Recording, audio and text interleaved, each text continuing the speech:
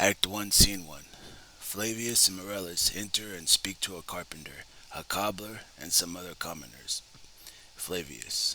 Get out of here. Go home, you lazy men. What is today, a holiday? Don't you know that working men aren't supposed to walk around on a work day without wearing their clothes? You there, speak up. What's your occupation? Carpenter. I'm a carpenter, sir. Morellus. Wear your leather apron and your ruler. What are you doing, wearing your best clothes? And you, sir, what's your trade? Cobbler. Well, compared to a fine workman, you might call me a mere cobbler. Morellus. What's your trade? Answer me straightforwardly. Cobbler. It is a trade, sir, that I practice with a clear conscience. I am a mender of worn souls. Morellus. What trade, boy? You insolent rascal, what trade? Cobbler. Sir, please, don't be angry, but if your soles are worn out, I can mend you. Morellus. What do you mean by that, mend? Me, you impertinent fellow. Cobbler.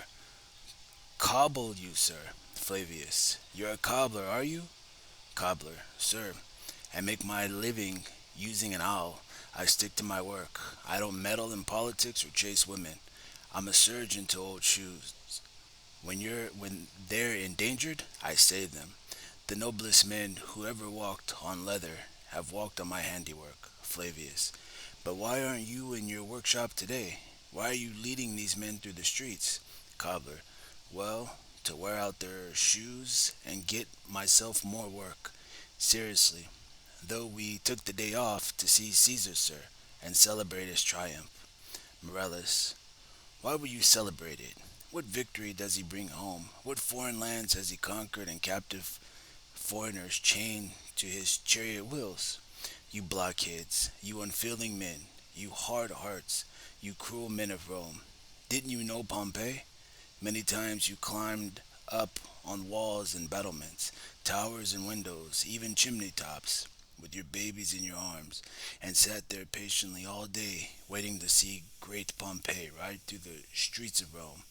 And when you caught a glimpse of his chariot, didn't you shout so loud that the river Tiber shook as it echoed? And now you put on your best clothes, and now you take a holiday? Reference note says Caesar has just conquered the sons of his deceased enemy, Pompey. He has won in a civil war, not a foreign conquest. Back to the play. And now you toss flowers in the path of Caesar, who comes in triumph over Pompey's defeated sons? Go home, run to your houses, fall on your knees, and pray to the gods to spare you the pain that you deserve for such gratitude. Flavius.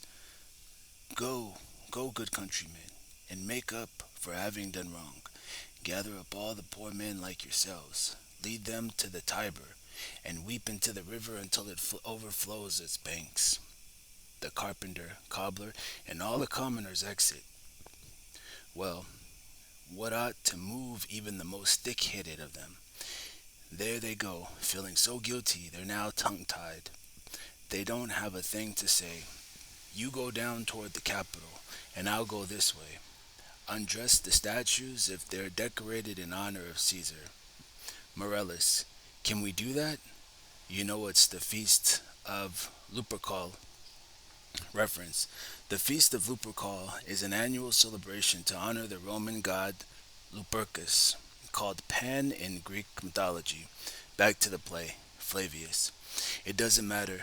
Make sure that none of the statues are decorated in tribute to Caesar.